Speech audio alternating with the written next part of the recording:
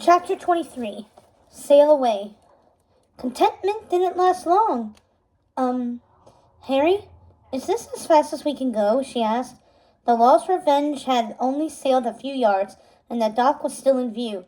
They had inched up the archipelago, but were still miles from where they needed to be. She paced the deck impatiently. First the necklace, and then the Triton was theirs for the taking. If only they could get there faster. It only goes as fast as the wind will take it, said Harry. Sorry. Right, said Uma. I get it. The wind hits the sails, and off we go. She looks up at the billowing white cloth.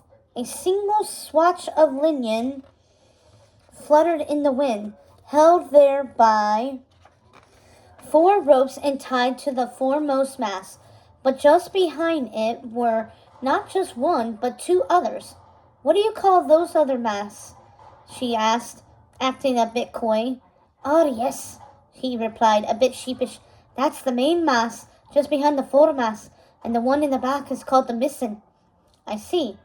And these masts have sails as well? She asked, still acting coy. The boy had to know exactly where this was going, right? He told her he knew how to sail, didn't he? Yes. I mean, technically we do have 3 masts, he allowed. And each one has a sail or 2? 3, actually. So why in the world aren't we using them all? She yelled. Well, it's waves, you see. With all of this rocking, it would be quite difficult. Not dangerous to go up there and unfurl the rest of the sails.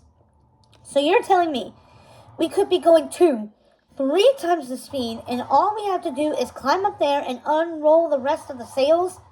Something like that, said Harry. It's not as easy as it sounds. Try climbing 50 feet into the air while the boat is pitching to and fro, and see if you can hold on. These things, I think I will. She was headed toward the second mast before he could make any further attempt to dissuade her from climbing it and wrestling with the sails. How hard can it be, she thought. Climb the mast, untie some ropes, and it's done. She looked at Harry with disdain as she raised her foot and caught hold of the first peg. She grabbed one and then another, and soon she was 7, 8 feet in the air. The ship rolled and her face promptly collided with the mast. Her hand slipped from the one peg, her leg from the other, and she reeled. Were it not for the fact that her shirt had caught on yet another of the pegs, she would have fallen onto the deck. Or worse, she might have landed in the ocean itself. Harry snickered. I suppose this is that moment when you mutter, I told you so, she asked. I might have, said Harry. But now you've gone and ruined it. I suppose I'll have to come up there and help you out. It does take 2 to unfurl a sail. You know that, don't you? She didn't. She hadn't the faintest idea of how any of this worked. She only wanted to get to the Triton as quickly as was possible. And if that meant a bit of mast climbing, she'd do it. She'd already made it past the hard part, right? The boat leaned again, answering her question. This time she was ready, though, and wrapped her arms tightly around the mast. She wasn't going to let her feet slide from the pegs a second time. Harry was snickering again. She had half a mind to stab him when he reached her. He held one peg tightly, balancing himself. You're going to squeeze that mast in 2 if you hold on to it any tighter, he said. She immediately loosened her grip and regained her composure. So tell me how all this works, she ordered. Each time the ship rocked, the mast swayed wildly, hurtling them through the air, like being launched from a slingshot, she thought, her hands wrapping a bit more tightly around the pegs again. At this height, there were rope ladders too. A great number of ropes, actually, all of them running back and forth between the mast's various arms. There was more to grab onto, more to catch if she fell. She supposed she was a little safer at this altitude, but who knew? See that rope? Harry pointed to a tightly wound bit of cord. Unwrap it on your side, and I'll do the same on mine. Just hold the last little bit. Don't let the whole thing loose, he said, but she had already unwound the rope. It was easy enough. She simply pulled the rope from the sail and cast it off. Unfortunately, Harry hadn't even started to unfurl his end of the sail, so the end she had set free caught the wind, jerking the boat toward its starboard side, which was a boating term that Harry would not stop using. Isn't it just called the right side? She had thought over and over again. But now the word was in her head and she was using it. This would have been a bit easier if you had waited, Harry said grumpily. Got that, she said. The boat was turning rapidly to one side, threatening to pull them off course. But Harry was quick, his fingers nimble. The sail pulled at the ropes, tightening them, but somehow he managed to get the rope unwound, and the entire sail billowed gorgeously into the air. The ship righted itself. Next time we do it together, he exclaimed, and Uma made no argument. She was eager to get to the necklace and the trident, but she'd already twice seen where a bit of over-eagerness got her. She'd nearly fallen into the drink, as pirates called the sea, and partially driven them off course.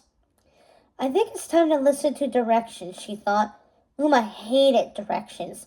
She gave orders. She didn't follow them, but she climbed to the next sail as Harry directed. This one had a plank behind it and a rail, so it was easier to balance as she undid the ropes. Wait, said Harry. I know, I'm not an idiot. He raised an eyebrow. Now, he cried, and they both let loose the next sail. This one blossomed into a perfect half circle, snapping tight in the wind. They undid one more, and then moved to the rear, where there were 3 more sails to unfurl. All in all, it was a lot of work, but each time a sail caught the wind, she felt their speed increase. By the time they'd unfurled the last of them, they were moving at quite a clip, the boat dashing across the waves, sometimes almost skipping from peak to peak. See, that wasn't so bad, she said as they climbed down the last mast, the mizzen mast, as he called it. You did nearly fall into the ocean, Harry reminded Uma, twice. The boat rocked once more, as if it too were reminding her of what happened. It swung back to the other direction, and both of them spun, catching each other and holding on to the mast to avoid falling to the deck. The increased speed had also added a bit more instability to their ride, making it slightly more dangerous. When the boat rocked, it did so with incredible force. It pitched again, and even Harry went fumbling for something to hold on to. Fortunately, sailing ships were webbed with ropes. He caught 1 or 2 and steadied himself. Lost your sea legs? Uma asked. Even a good sailor needs a handhold every now and then. She nodded as if she didn't believe a word he'd said. Oh, stop it.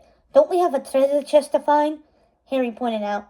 They did. She'd almost forgotten about it. Uma stared out over the ocean. She knew the Triton was there, and she also knew she was not the only one looking for it.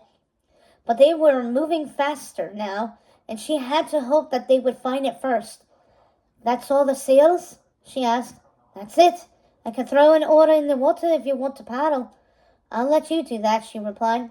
I'm sailing the ship, Harry said, and indeed he was moving back and forth, checking all the ropes that wound from the gunwale to the mast, from mast to mast and from mast to sail, and all the while he had to make certain the rudder was set in the right direction.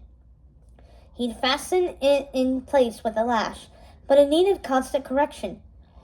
If you don't head straight into these waves, they can knock you over, leaving you on your side, and when you're done, and then you're done, he said.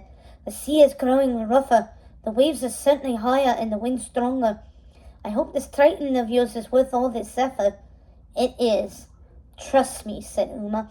With that Triton, we can buy our ticket out of here. Harry shrugged. I hope so. We're all counting on it.